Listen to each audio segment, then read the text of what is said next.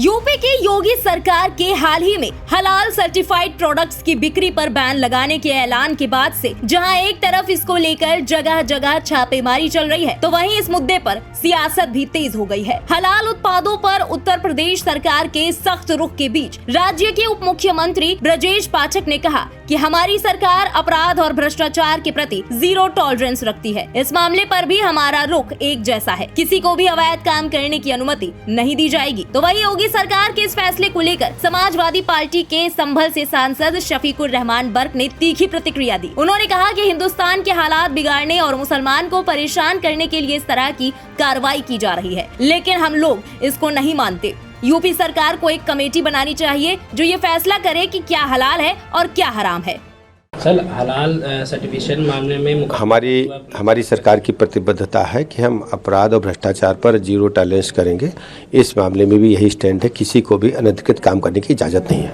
हलाल हराम जो है इस्लाम में, देखिए एक मसला है कि जिन चीजों पर अल्लाह के नाम पर जो चीज ज़िबा की जाएगी वो हलाल है, और जो अल्लाह के नाम पर नहीं है वो हराम है। तो ये चीजें, इन पर अगर कोई पॉलिसी गवर्नमेंट की जो बनाई है या है या नहीं है, मुझे पता नहीं है इसका, लेकिन इस पर जो एक कमेटी बननी चाहिए जो उस कमेटी को चेकअप करने के बाद में उसका फैसला करे कि ये हलाल है या हराम है। दूसरी तरफ अब संत समाज ने योगी सरकार के फैसले का स्वागत करते हुए इसे सराहनीय कदम बताया है।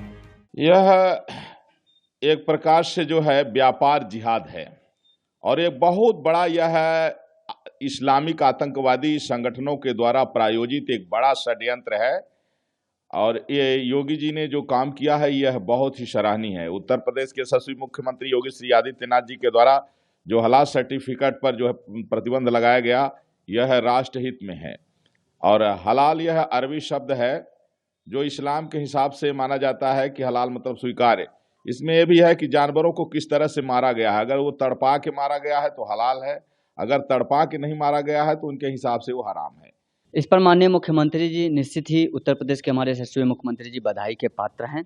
और चूंकि हलाल सर्टिफिकेशन चस्पा करके जो खाद्य पदार्थें मुस्लिमों को मुहैया कराई जा रही थी, ये मात्र कट्टर बनाने का पहल था, ये राष्ट्र विरोधी एजेंडा था। खाद्य पदार्थों को लेके तमाम जांच एजेंसीज हैं भारत में, उसके आधार पर शुद्धता मुहैया कराई जानी चाहिए, सर्टिफाइड कराई जानी चाहिए भारतीयों को, ना कि हलाल के आधार पर या किसी धर्म विशेष मजहब विशेष के आधार पर आप खाद्य पदार्थों पर चस्पा करेंगे।